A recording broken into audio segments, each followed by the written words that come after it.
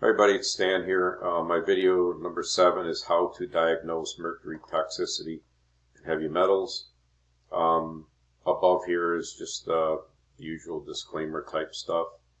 I am not a doctor. I'm just somebody that was toxic, and I try to point people in a direction of determining that they may be heavy metals toxic, and that could be the cause of their symptoms. That's really all I try to do here. It's very easy to get off track with all the crazy symptoms that we get from this stuff, and how the system doesn't really test for metals, and how doctors aren't knowledgeable or trained to really diagnose this stuff. And then there's a lot of confusion and mixed information, I think, on all this. So I just try to clarify from what I went through so you don't make the same mistakes.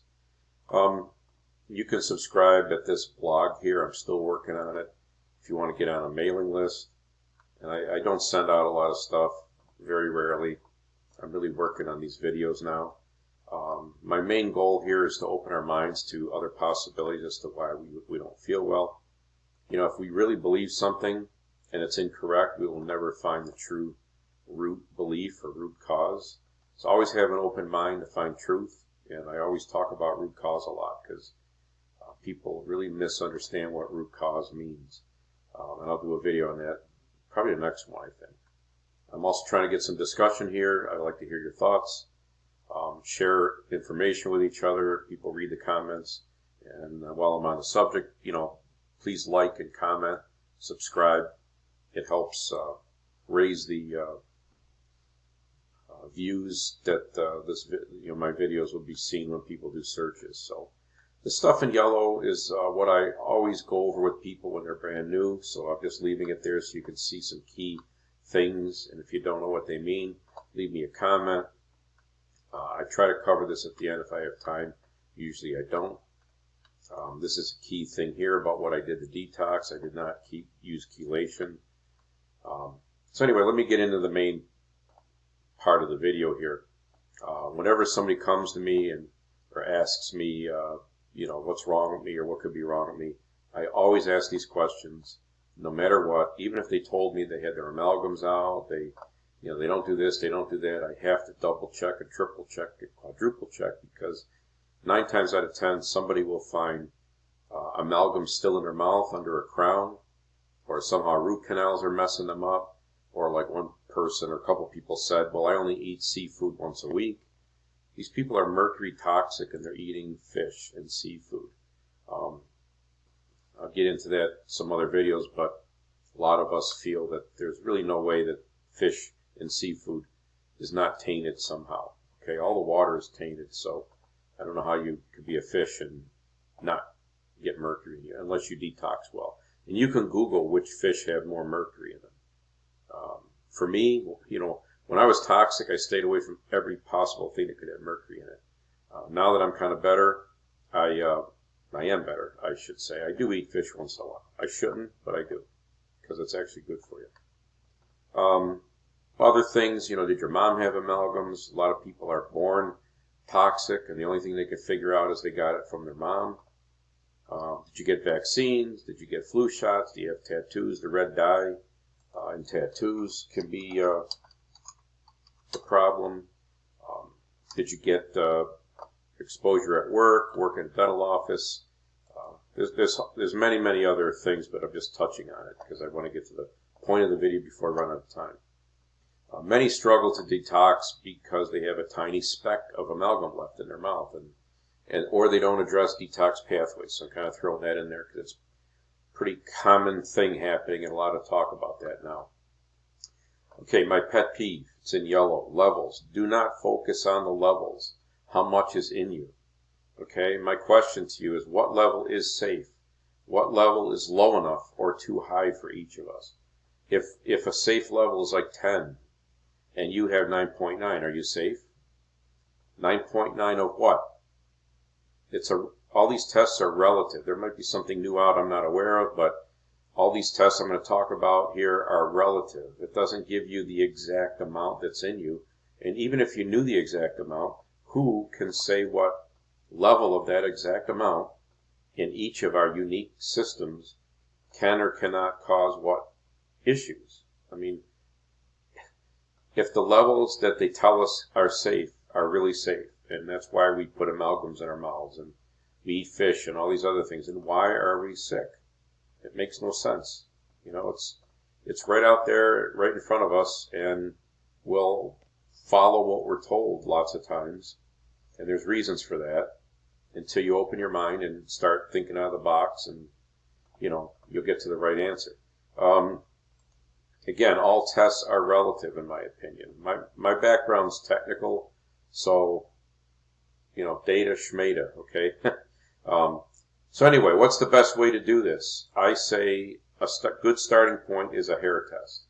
It's non-invasive, so you're not affecting anything. You're not making yourself sicker. You're not moving metals around. You know, you're not doing anything to the metals. You're just cutting some little tiny bit of hair, getting it analyzed, and it gives you very good information of what metals are in you, if they seem to be excreting well naturally or not. Low level does not necessarily mean low level. It could mean you're just not excreting well, which is a genetic thing which you could address, or maybe a genetic thing you can address. Detox pathways could be blocked. And it also will tell you if you have mineral derangement, which pretty much tells you that the metals are affecting your body chemistry, which is important to know. It's probably why you have all the symptoms you have. So if you have low levels and mineral derangement, you're probably going to conclude that you're being affected by the mercury or the metals. Okay, it's kind of that simple. When I did a hair test, I was not sure what I would find, and I was actually surprised. I should put that in there. You know, all my levels, I think I already mentioned it, but were low. Okay, I was thinking, wow, maybe something else is still wrong. But again, you don't need high levels. Everybody's different. When I detoxed, I got better. I'm up to 7 minutes. I got to get moving here, so I'm going to run out of time.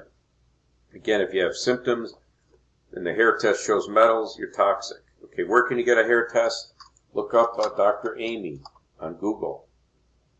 Okay, Dr. Amy hair test. I should have had the link in here. Maybe I'll put it down. I'll put it in this when I upload the video. Okay, I'll put the link here. She does, you know, it's all online. You don't need a doctor. You can do it yourself. It's about $95, $97, something like that. Get it done. Good starting point to see where you're at. Again, I mentioned a mix of metals. Dr. Boyd Haley talks about the mix of metals creating a bad unknown synergy. He flat out said, I can't tell you what the outcome will be when you have a mix of metals. And it's not only the mix of metals, it's each metal at different levels in your body and in different locations in your body. You know, the probability and statistics on that is all over the place. There's no way of concluding, in my opinion, anything for sure other than the fact that yes or no, the metals are probably affecting you. And if they are, detox. It's kind of that simple. Urine challenge test is another way people get tested. A lot of groups say avoid that because they use a chelator which pushes metals out of us and forces them around in an uncontrolled way.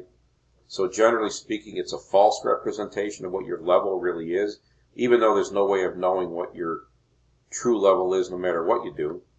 It forces it out of your body. It pulls it out of storage places and gives you these high levels. And people will say, oh, my level's so high. Yeah, because you used a chelator. And now, that doesn't necessarily mean you don't have high levels. It just means understand how you're interpreting the data. Okay? I hope I made that a little bit clear. If you have a lot stored, probably a lot will come out in this test.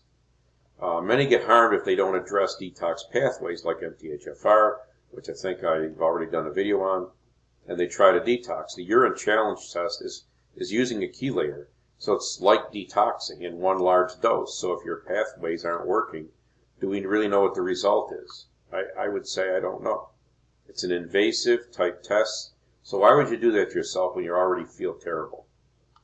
Again, hair test, non-invasive, quick answers, get you started. If it doesn't give you enough information, go to the next test, but why do something invasive? And again, people will argue out there, Oh, you don't know the data. You don't know the exact amounts. You don't need to know, and you really can't know. I mean, if you're sick, you have too much in you. So once you're detoxed, Cutler would say, I'm not sure if that's his, well, unfortunately he passed away, but I don't know if that's his group's current take, but the best test to know if you're detox is to take a detox chelator on high dose for 6 months, and if you don't have any symptoms, you're probably okay. As you will see, that's not a lab test. So do you see the reason why? If the lab test said you are at, for example, 0.003% mercury, what does that really mean? To me, it says you still have mercury. But as you can see, this test is more of a real-world physical test where you're taking something that should interact with the metals, and if it does, then you probably still have metals in you. It's a good way of looking at it. I like that test. I was very impressed when I first read it. So what does, a couple other thoughts. What does undetectable mean, or trace amounts mean? If you go to your doctor says, yeah, I forgot the biggest thing. Blood test is absolutely not the right way to do it. And many people get blood tests done. It only shows what's in your blood at that point in time. As it goes through your blood, it filters out through your kidneys and liver, and some of it can get stored in your body. It won't see what's stored. So many people are told by their doctors, your blood test was fine, your levels are low, everything's cool. I actually did that. I had a blood test, my levels were low. I knew I was affected by metals, but my doctor said, nope, you're not, you're fine. And I said, man, what is wrong? This doesn't make any sense. So I did more research, and I found out I should do a hair test. And I did a hair test, and lo and behold, it showed 12 metals in me. So again, knowledge is power. Keep researching. Be careful what you believe. Be careful what you follow out there. And don't overcomplicate this. You don't need to, in my opinion, get all these deep tests that tell you all these precise levels of all kinds of stuff, because I think it's kind of irrelevant. Just find out if you got metals in you, and if you have symptoms, you're probably toxic and you should detox. If somebody has another opinion, please leave a comment below. I'd like to hear what that is. We can talk about it. A friend was told that their dentist used low mercury amalgam. Okay, there we go. We're talking about levels again. And again, that dentist, I believed that it was low mercury and it wouldn't affect you. Because in general, many dentists will say today that the mercury doesn't affect you because it's, whatever, can't leach out, it can't do this, can't do that. Well, you all wouldn't be here listening to what I'm saying if that was true. So, last point, from the time we're born, we're trained and indoctrinated into the system we live in. We go to school, and we're all taught to require data to make a decision. We want to see numbers. We want to see statistics. We want to know that it was a peer-reviewed test, and so on and so forth. But think about it. We're all sick from mercury. So does all that data and whatever really help? And don't let all that data get in the way of your finding an answer to your health. Hopefully this was helpful. Around 14 minutes. So I guess those are my key points I wanted to mention. I tell everybody that I first meet, get a hair test done. It's that simple. And again, you will see people out there arguing all over the place that is not enough information, need more data and whatever. Well, I did one hair test. That's all I ever needed. And I went from that point to just detoxing. The other thing you might want to, as I'm thinking about, you might want to get into is other toxins. If it isn't just metals, I think I mentioned right here, other toxins, mycotoxins-mold, fungal, lyme. There are other tests you might need to do to really sort this out if you're, for instance, addressing metals and don't seem to be getting well. And unfortunately, there are a lot of people like that. So hopefully I helped a little bit, made this a little less confusing.